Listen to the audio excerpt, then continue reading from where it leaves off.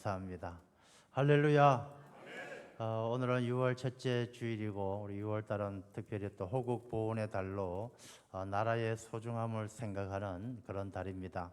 우리 믿는 사람들이 어느 때보다도 우리 1년 내내 우리 가정도 소중하고 나라와 민족도 소중합니다.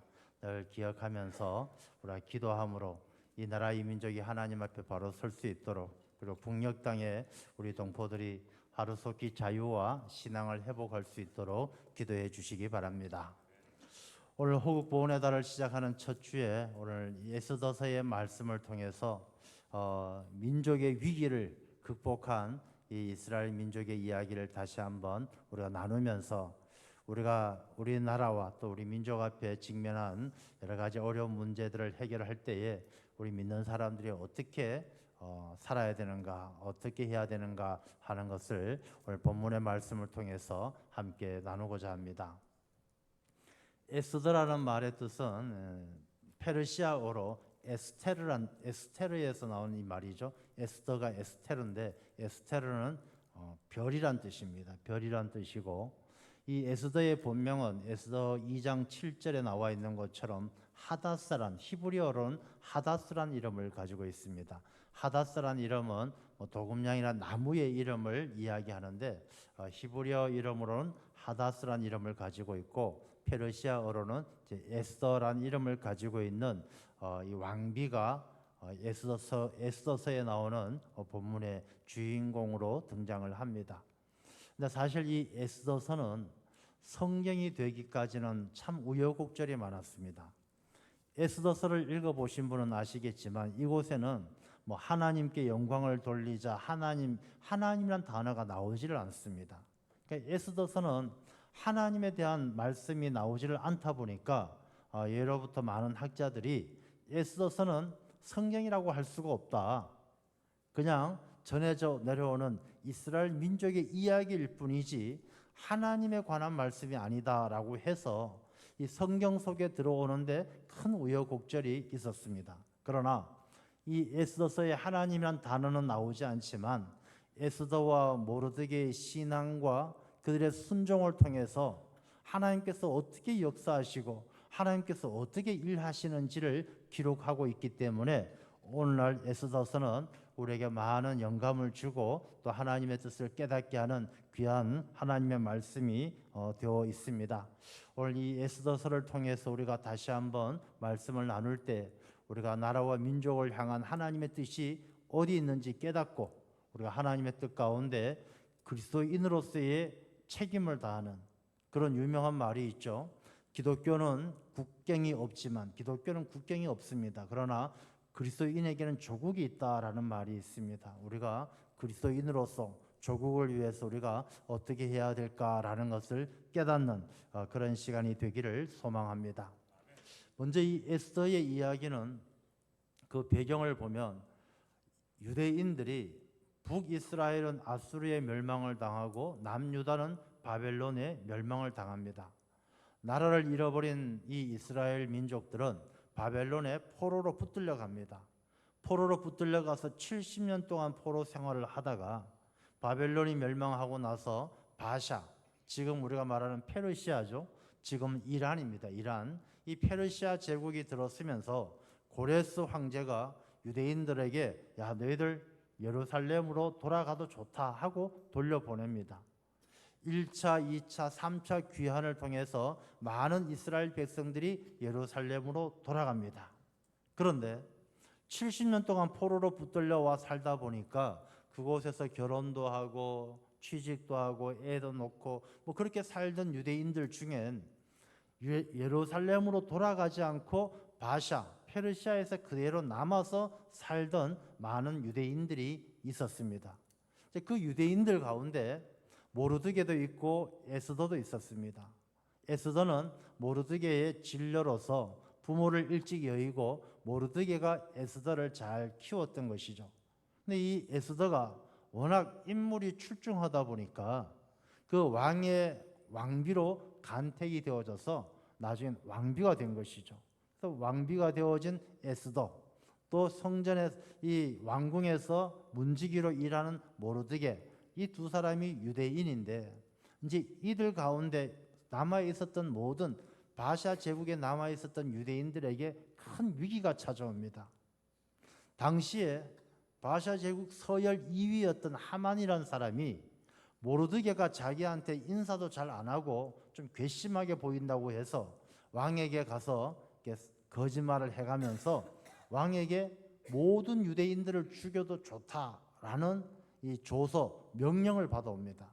그래서 이 하만이라는 사람이 이제 D-Day 날짜를 잡아놓고 모든 유대인들을 죽이려고 하는 그런 민족의 죽음, 민족이 다 죽게 되어지는 절대적인 위기 앞에 서 있는 그런 에스더와 모르드게의 모습이 오늘 본문에 등장을 하게 되어집니다.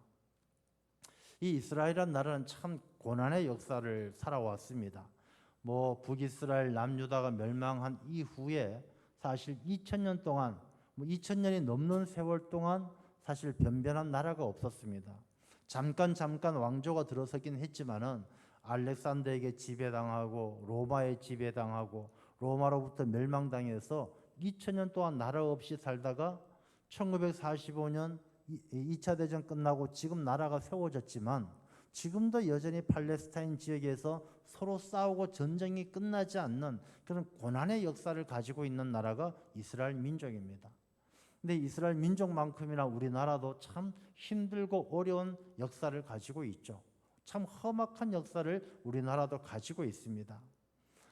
민족학자이며 역사학자인 함석헌 선생이 우리나라 역사에 대해서 그렇게 이야기를 한 적이 있습니다. 이렇게 글로 표현을 합니다. 우리의 역사는 역사를 쓰다가 말고 붓을 놓고 눈물을 닦지 않으면 안 되는 조국의 역사이다. 그러니까 역사를 쓰려고 하다가 이 붓을 들어서 역사를 적으면서도 붓을 놓고 눈물을 닦지 않으면 쓸 수 없는 게 우리 조국의 역사라는 것이죠. 그만큼 아픔과 고난이 많았다는 것입니다. 눈물을 닦으면서도 쓰지 않으면 안 되는 조국의 역사이다. 셰익스피어를 몰라도 괴테를 몰라도 우리는 조국의 역사를 알아야 한다. 이 역사가 중요하죠. 조국의 역사를 알아야 한다. 수천 년의 세월을 짓밟히고 조롱당하고 속임당하며 살아온 이 민족의 역사는 눈물 없이 넘길 수 없는 것이다. 그러니까 눈물 없이는 역사의 한 페이지도 넘기기 힘들 만큼 우리 민족도 힘들고 아픈 역사를 가지고 살아왔다는 것입니다. 그러던 우리 조국이 오늘날의 대한민국이 얼마나 온 세상 가운데 인정받고 있습니까? 세계 10대 경제 대국에 들어가기도 하고 K문화에 대해서는 이미 두말할 필요 없이 온 세계 사람들에게 각광을 받고 있습니다. 이런 현재의 우리의 모습을 보면서 순국 선열들, 나라와 민족을 위해서 목숨을 바쳤던 많은 우리의 선조들에 대한 감사의 마음을 가지게 되어지는 것입니다.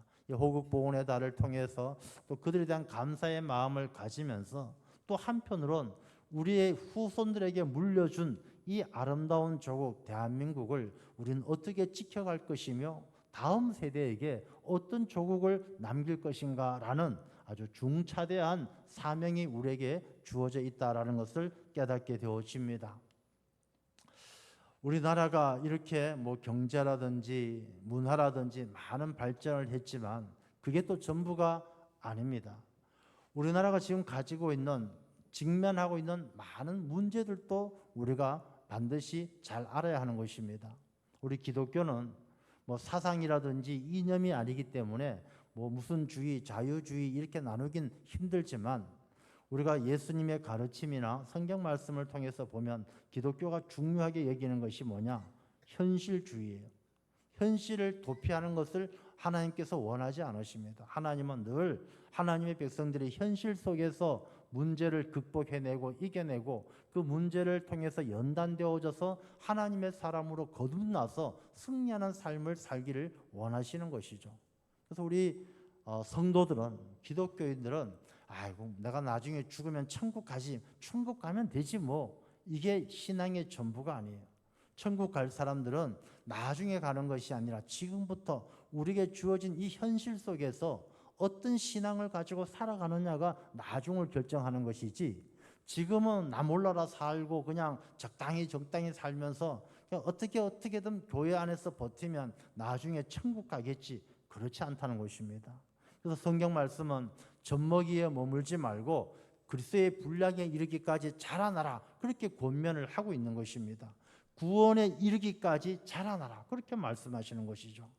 우리가 성도들은 현실의 문제를 직면해서 그 문제 속에서 신앙인의 양심과 신앙인의 자세를 잘 지켜서 그 모든 어려움들을 극복해내고 천국의 삶을 살아갈 수 있는 순례자의 삶을 살아가는 성도의 삶이 다 되어야 할 줄로 믿습니다.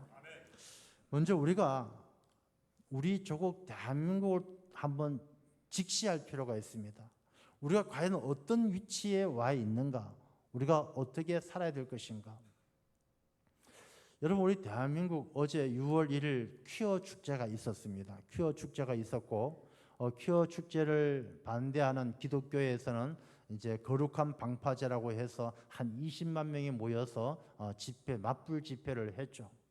뭐 옳고 그름을 떠나가지고 우리 한국 사회가 이 가치관의 영적인 혼란, 가치관의 혼란이 아주 극심한 이단과 사이비가 얼마나 많습니까? 우리나라에 뭐 예수다, 하나님이다 자기 스스로 이야기하는 사람이 수십 명이 넘어요. 그래서 뭐 어디 가보면 집회 가보면 예수라고 그러면서 내가 예수다 그러면서 막 사람들 때리기도 하고 뭐 별의별 일들이 영적인 혼탁함이 아주 깊어가는 그런 한국 사회를 볼 수가 있습니다. 또한 우리의 조국을 돌아보더라도 대한민국이 세계 유일의 분단 국가예요. 온 세상 가운데 민족이 쪼개져서 두 나라가 서로 싸우고 있는 나라 우리나라밖에 없어요. 어젯밤에도 그저께 밤에도 북한에서 풍선을 띄워서 쓰레기를 날려보냈어요. 담배꽁초, 쓰레기, 더러운 오물을 이 풍선에 매달아 가지고 우리나라에 벌써 4일째 계속 날려보내고 있어요. 저는 그걸 보면요 마음이 너무 아파요. 막 화가 나고 이러기보다는 어떻게 쓰레기를 보낼 생각을 했을까? 물론 그들은 대한민국에 풍선을 날려보내서 우리를 조롱하고 약올리고 뭐 그럴 의도로 쓰레기를 보냈겠지만 쓰레기밖에 보낼 것이 없는가 생각해 보면 참 딱한 것이죠.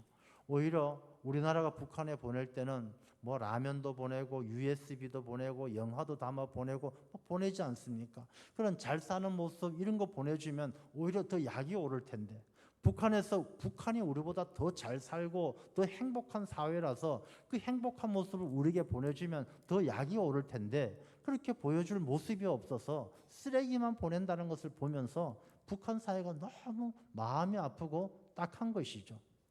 남북의 문제가 80년의 분단을 안고 살아가고 있는 지금 통일의 날은 점점 요원하고 남북의 문제가 아니라 국내 문제도 마찬가지예요. 국내 문제도 이게 국론이 분열되어져서 보수와 진보 나누어져서 이 소통이 되지 않는 나라가 하나가 되지 않는 그런 많은 어려움을 당하는 것이 우리 조국의 현실입니다.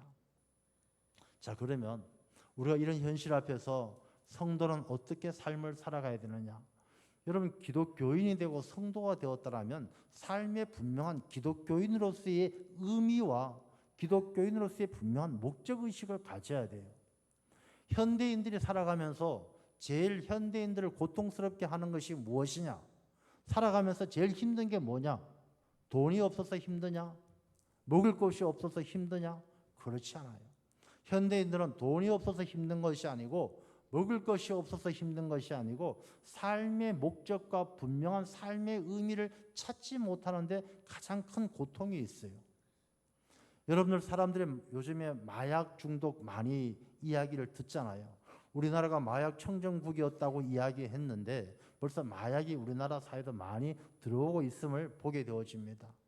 미국 같은 데 보면 켄싱턴 거리인가요? 여러분들 아마 유튜브나 TV에서 보셨을 거예요. 좀비같이 막 허리 꺼부정하게 해서 움직이지도 못하고 이렇게 해갖고 다니는 사람들이 있어요. 마약 중독된 사람들이. 마약만 중독됩니까? 알코올 중독, 도박 중독, 게임 중독. 여러분 왜 중독이 됩니까? 중독되는 이유가 뭡니까? 분명한 삶의 목적을 알지 못하기 때문에 그래요. 내가 왜 살아야 되는지 의미를 모르기 때문에 중독되어지는 거예요. 우리 자녀들이 게임에 중독되어지고 도박에 중독되어지고 왜 그럴까요? 자기들이 왜 살아야 되는지 분명한 목적의식이 없기 때문에 그렇습니다. 요즘에 분노 조절 장애 뭐 그런 게 사회적 문제가 되잖아요. 왜 그럴까요? 그들이 자기의 분노를 다스릴 만한 목적과 삶의 의미를 깨닫지 못하는 거예요.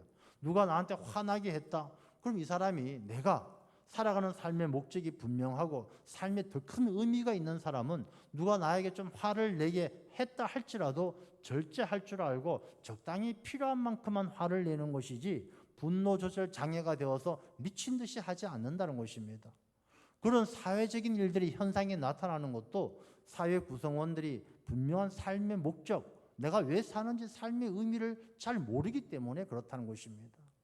대한민국 사회에도 청년들이 외톨이가 되어서 집에만 처박혀 있는, 방에만 들어가 앉아 있는 아이들이 뭐 수십만, 20만이 넘어간다는 것입니다.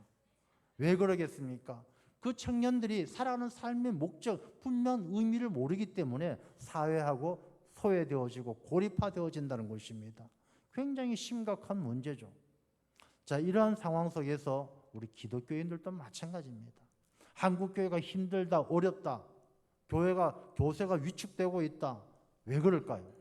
한국 교회가, 우리 성도들이 성도로서의 사명, 성도로서의 목적, 성도로서의 의미를 우리가 분명히 찾지 못하고 있기 때문에 그렇다는 것입니다.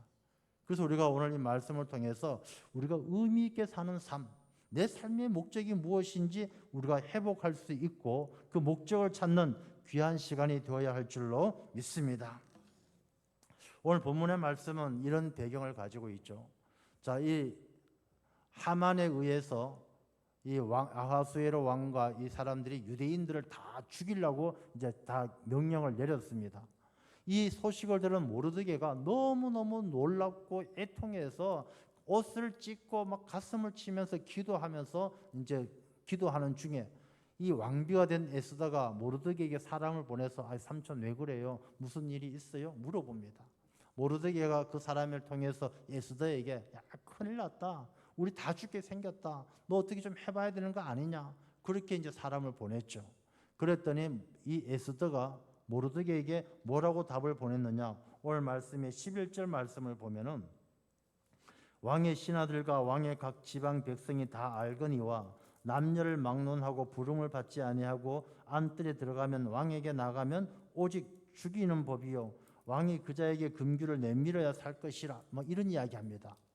에스더가 삼촌에게 삼촌 내가 어떻게 하고 싶지만 내가 이미 왕을 본 지도 한 달이 넘었고 왕이 부르지도 않은데 나갔다가 난 죽어요. 내가 가고 싶지만 갈 사정이 형편이 안 되니까 삼촌도 좀 이해해 주세요.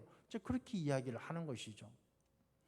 저는 여기에서 이 말씀을 준비하면서 어떤 생각을 했느냐 하면은 이 에스더가 오늘날의 우리 한국 교회고 우리 한국 교회 안에 속해 있는 모든 성도들이 에스더의 입장에 있는 것이 아닌가 그런 생각을 해보았습니다.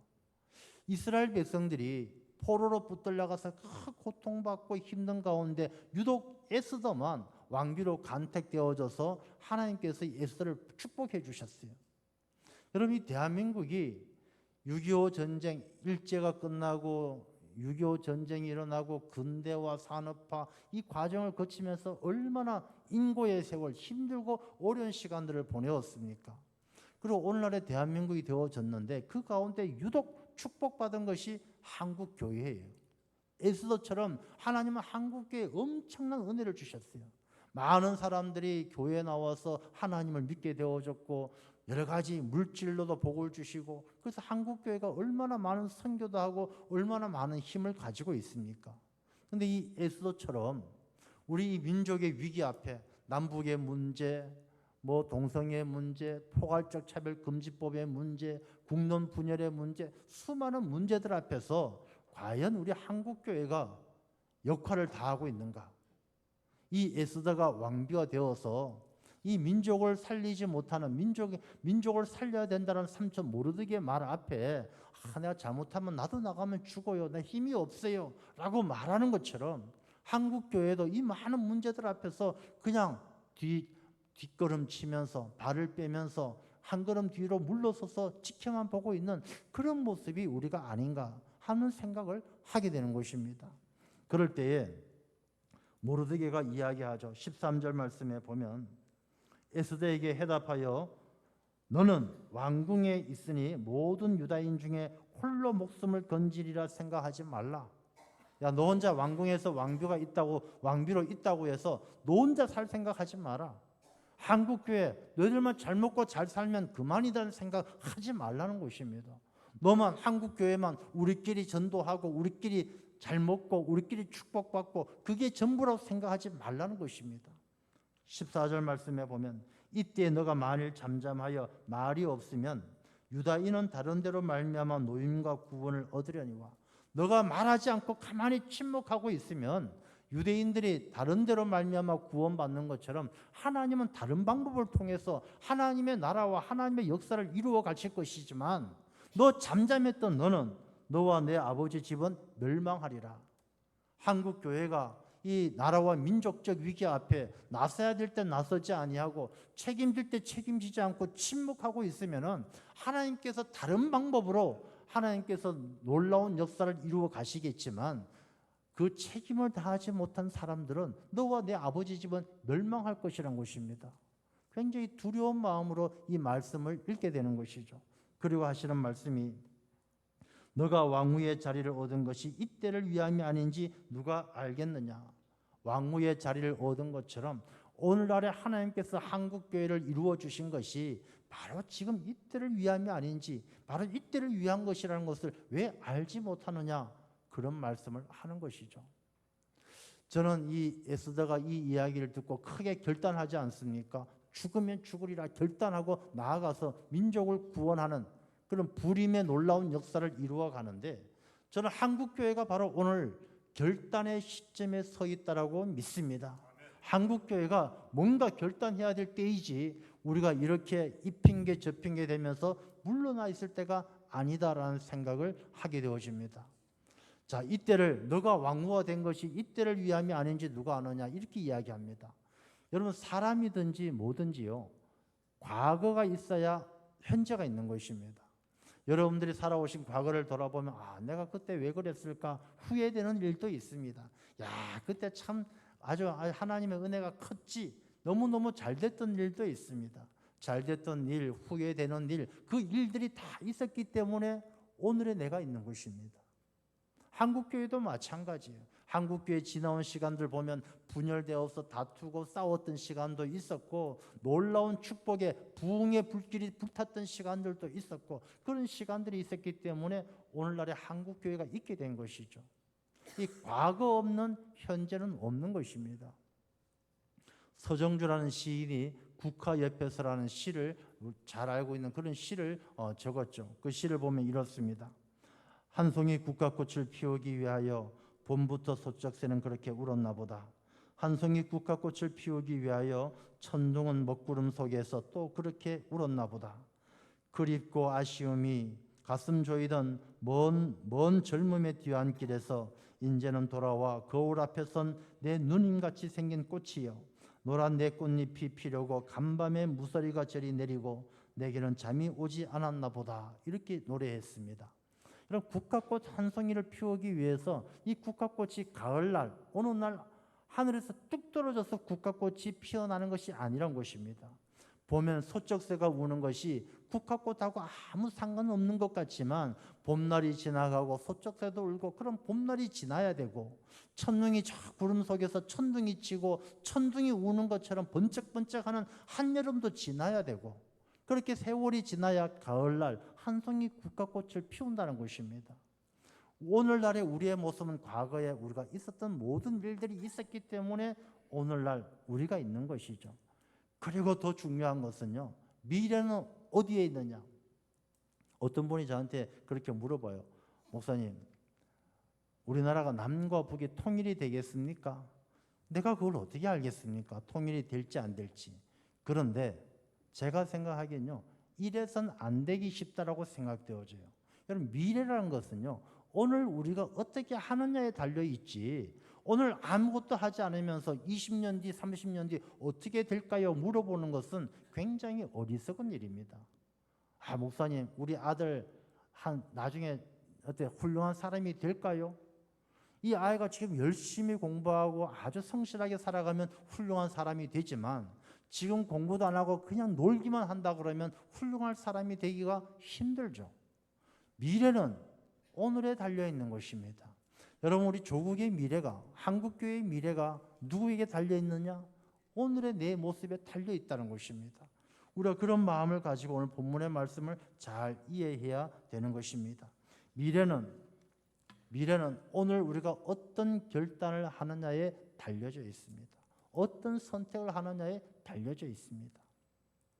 사람이 살아가는 인생은요, 선택의 연속이지 않습니까? 우리가 뭘 선택하느냐. 근데 선택과 결단은 다른 것입니다. 선택은, 초이스라는 것은 우리가 해도 되고 안 해도 되고 지금 못하면 다음에도 할 수 있어요. 아침에 일어나서 야, 밥을 먹을까 안 먹을까? 그건 초이스입니다. 내가 지금 먹기 싫으면 안 먹어도 30분 뒤에 또 먹을 수 있어요. 또 먹을 수 있고 30분 뒤에 먹기 싫으면 1시간 뒤에도 먹을 수 있습니다. 그건 선택입니다. 그러나 결단이라는 것은 우리가 어떤 것을 딱 선택할 때 잃어버리고 포기하는 것에 대해서 책임질 줄 아는 게 결단이에요. 순교자들은 자기 순교를 선택하는 게 아니라 결단하는 거예요. 우리가 순교자들이 복음을 전하러 가서 내가 지금 죽을까 다음에 죽을까, 다음에 안 죽으면 그 다음에 죽을까, 이런 것이 아니에요. 내가 기로에 섰을 때에 나의 생명까지도 다 내어놓고도 복음을 전하는 일을 선택하는 그런 결단이 있기 때문에. 여러분, 쿼바디스라는 영화를 아마 보신 분이 많이 계실 겁니다. 쿼바디스 영화를 보면요, 베드로가 로마에서 복음을 전하다가 도망을 칩니다. 핍박을 피해서 도망을 치다가 도망치는 가운데 로마를 향해서 가고 계시는 예수님을 만납니다. 쿼바디스 도미네, 주님 어디로 가십니까? 예수님께서 이야기하시죠. 베드로야, 너가 두려워서 버리고 가는 저 로마를 위해서 내가 간다. 내가 저 로마에 가서 내가 십자가에 다시 한번 못 박히러 간다. 베드로가 주님 제가 가겠습니다. 베드로가 다시 로마로 가서 복음을 전하다가 십자가에 거꾸로 매달려 순교하지 않습니까? 이건 선택이 아니라 결단이죠. 자기의 생명을 포기하고 살 수도 있었지만, 죽지 않을 수도 있었지만 자기의 생명을 대가로 지불하고 기꺼이 죽음을 각오하고 결단하며 순교의 길로 가는 것이죠. 여러분, 한국교회가 그런 결단을 한번 해야 될 때가 되지 않았겠습니까? 우리 한국교회가 에스더처럼 민족의 위기 앞에 우리가 이 핑계 저 핑계 대면서 언제까지 피해갈 수 없는 것이죠. 자, 오늘 본문의 말씀을 보면 모르드게가 강권하고 그렇게 이야기를 하니까 이 에스더가 이야기를 하죠. 16절 말씀에 당신은 가서 수산에 있는 유다인들을 다 모으고 나를 위하여 금식하되 밤낮 3일을 먹지도 말고 마시지도 마소서. 나도 나의 시녀와 더불어 이렇게 금식한 후에 규례를 어기고 왕에게 나아가리니 죽으면 죽으리다. 결단하는 것입니다. 여러분, 믿음과 결단은 달라요. 이 믿음에서 그치는 사람들은 젖먹이에요. 성경 말씀에도 이 젖먹이에서 그치면 안 되죠. 성도의 삶은 구원에 이르기까지 자라야 된다고 말씀하셨어요. 우리가 그리스도의 분량에 이르기까지 자라야 된다고 말씀하셨어요. 여러분, 자란다는 것, 우리가 신앙이 자란다는 것은 어떤 때 자랐느냐 하면 자기가 결단할 때 자라요. 자기가 내가 이걸 해야지, 새벽기도 내가 어떻게든 해야지, 내가 주의를 어떻게든 지켜야지, 이런 결단이 있을 때 그 사람이 자라게 되는 것이죠. 이 결단이 없는 사람은 늘 어린아이 같이 젖먹이에 지나지 않는다는 것입니다. 예전에 읽었던 어떤 책 가운데 그런 이야기가 기억이 납니다. 절벽과 절벽 사이에 외주를 놓고 왔다 갔다 하는 고개사가 있습니다. 이 고개사가 이 외주를 타면서 이 줄타기 할 때 긴 장대를 가지고 중심을 잡고 외줄타기 하는 거예요. 그 아슬아슬한 계곡 사이를 외주를 건너가니까 그 모였던 구경꾼들이 막 박수를 치고 환호합니다. 야, 멋지다, 대단하다, 당신 능력 대단하다. 그럴 때 이 고개사가 이번에는 내가 외주를 자전거를 타고 건널 것입니다. 여러분들 내 자전거 타고 저 건너갈 수 있을 것이라고 믿습니까? 사람들 믿습니다.